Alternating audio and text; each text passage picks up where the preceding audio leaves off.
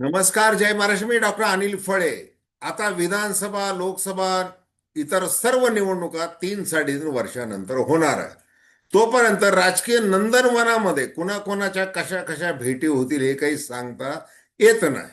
आता राज ठाकरे यांनी एकनाथ शिंदे यांची नंदनवन बंगल्यामध्ये जाऊन भेट घेतली. चर्चा सुरू झाली. आता 20 वर्षानंतर ठाकरे बंधू एकत्र आले. ठाकरे ब्रँड जिंकणार, मग आपलं काय होणार या चिंतेत भारतीय जनता पार्टी आणि एकनाथ शिंदे यांची शिवसेना होती. आणि मग मुंबईचा काय निकाल लागला तो सगळ्यांना माहित आहे. अशा वेळेला चंद्रपूरमध्ये उद्धव बाळासाहेब ठाकरे शिवसेनेने पाठिंबा दिला तो भारतीय जनता पार्टीला. आणि इकडे कल्याण डोंबिवलीमध्ये त्याच्या चंद्रपूरच्या आधी मनसेच्या नगरसेवकांनी पाठिंबा दिला एकनाथ शिंदे यांच्या शिवसेनेला. अशा प्रकारे ठाकरे बंधूंची युती जी आहे ती आता राजकीय युती झालेली आहे. म्हणजे एकमेकांना आता म्हणजे स्वातंत्र्य निवडणुकीच्या नंतर मग त्याचा ते स्वतंत्रपणे उपभोग घेत आहेत. आता आपण चर्चा करणार आहोत की राज ठाकरे यांची लवचिकता आणि एकूणच त्यांचं मराठी प्रेम, महाराष्ट्र धर्म आणि महाराष्ट्र नवनिर्माण सेनेच्या संदर्भामध्ये ते घेत असलेले निर्णय, घेत असलेल्या भेटीगाठी या संदर्भामध्ये प्रत्यक्षामध्ये ज्या वेळेला 2022 मध्ये एकनाथ शिंदे यांनी बंड केलं, अगदी शिवसेनाप्रमुख बाळासाहेब ठाकरे यांचा धनुष्यबाण आणि शिवसेना नाव हे पळवलं, त्यावेळेला राज ठाकरे यांनी तशी तटस्थ भूमिका घेतली होती. एकूणच विषय जो आहे तो आता चर्चा होणार आहे मनसैनिकांमध्ये, शिवसैनिकांमध्ये आणि म्हणजे दोन्ही शिवसैनिकांमध्ये. त्याविषयी आपण थेट विश्लेषण करू. दर्शकांना विनंती की चॅनल सबस्क्राईब करावं, सबस्क्राईबचं बटन दाबावं आणि आपली प्रतिक्रिया बिनधास्तपणे नोंदवावी. तटस्थ भूमिकेतून स्वतंत्र पत्रकारिता म्हणून सर्वसामान्यांच्या दृष्टिकोनातून आपण चर्चा करत असतो. हे बघा, ज्या वेळेला मुंबई महानगरपालिका ही अतिशय प्रतिष्ठेची निवडणूक, ती जिंकलीच पाहिजे म्हणजे आपली राजकीय इव्रत राहील या इराद्याने उद्धव ठाकरे यांनी राज ठाकरे यांना साथ घातली किंवा राज ठाकरे यांनी उद्धव ठाकरे यांना साथ घातली. प्रश्न होता की हिंदी भाषेची सक्ती, त्यामुळे ते जुलै मध्ये एकत्र आले आणि त्याच्यानंतर त्यांची राजकीय युती होणार की नाही हे बराच काळ ते चाललं आणि शेवटी ती युती अखेर महानगरपालिका निवडणुकांमध्ये झाली. मग आता राज ठाकरे यांचं शिवतीर्थावर जे भाषण झालं ते अत्यंत प्रभावी झालं, सगळ्यांना खिळवून ठेवणारं झालं आणि त्यामुळं ठाकरे बंधूंच्या युतीला फायदा झाला. त्यामध्ये उद्धव बाळासाहेब ठाकरे शिवसेनेचा अधिक फायदा झाला. त्यांच्या 65 जागा निवडून आल्या आणि महाराष्ट्र नवनिर्माण सेनेच्या मात्र 6 जागा निवडून आल्या. म्हणजे राज ठाकरे यांच्या नेतृत्वाचा, वक्तृत्वाचा प्रभाव जो आहे तो प्रभाव निवडणुकीमध्ये त्या अर्थाने यश देऊन गेला, पण ते शिवसेनेला यश मिळालं उद्धव बाळासाहेब ठाकरे यांचे. आता अशा परिस्थितीमध्ये ज्या वेळेला राज ठाकरे हे एकनाथ शिंदे यांची भेट घेतात तर चर्चा तर होणारच. आता कल्याण डोंबिवलीमध्ये राजू पाटील यांनी स्थानिक पातळीवर काय निर्णय घेतलेला आहे आमच्या, तर ते जो काही घेतलेला आहे तो चुकीचा घेतलेला आहे.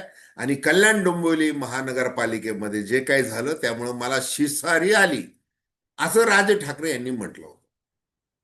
आता त्याच्यानंतर ते आज एकनाथ शिंदे यांना भेटले.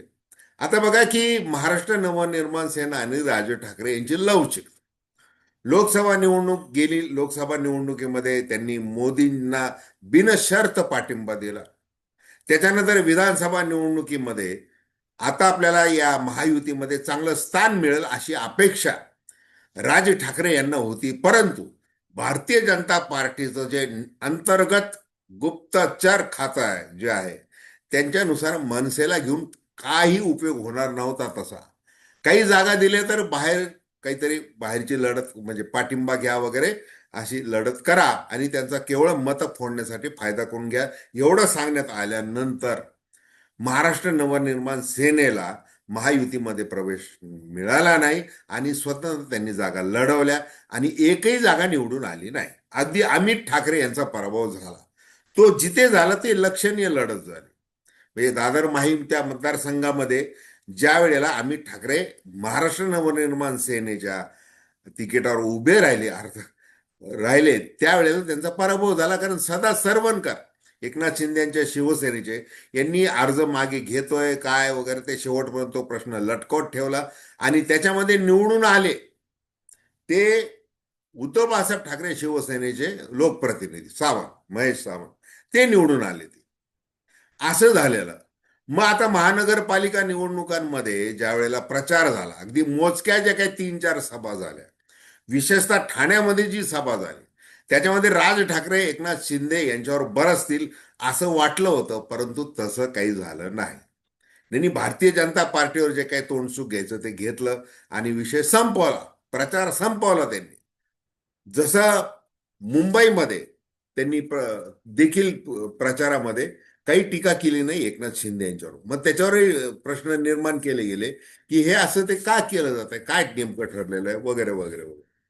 आता बघा की मग इकडं चंद्रपूरमध्ये ज्या वेळेला उद्धव बाळासाहेब ठाकरे शिवसेनेने भारतीय जनता पार्टीला पाठिंबा दिला, मग संदीप देशपांडे महाराष्ट्र नवनिर्माण सेनेचे म्हणाले की आता 1-1 कोटी रुपये देण्यात आलेले आहेत वगैरे. मग ते संजय राऊत आणि त्यांचे वाद झाला. आता जसं राज ठाकरे यांनी एकनाथ शिंदे यांची भेट घेतली तसं संजय राऊत यांनी देखील राज ठाकरे यांची भेट घेतली. म्हणजे जसं सुरुवातीला सांगितलं की आता राजकीय नंदनवन आहे, याच्यामध्ये काय आहे की आता भरपूर विकासाच्या गप्पा मारायच्या आहे, काही प्रश्न सोडवायचे, त्याच्यामुळे कसं बंद दाराआडच चर्चा करावी लागली. आणि मग राजकारणामध्ये असं काही वैयक्तिक भेटीगाठी शुभेच्छा असं काही दिल्या जाऊ शकत नाहीत का, असं पत्रकारांना विचारलं जाणार आहे. आणि अशा अनेक भेटी आता या महाराष्ट्राला या पुढच्या काळामध्ये बघायच्या आहेत इतकंच. तर धन्यवाद. हा व्हिडिओ आपल्याला आवडला असेल अवश्य शेअर करा, सबस्क्राईब करा आणि आपली प्रतिक्रिया बिनधास्तपणे नोंदवा. धन्यवाद.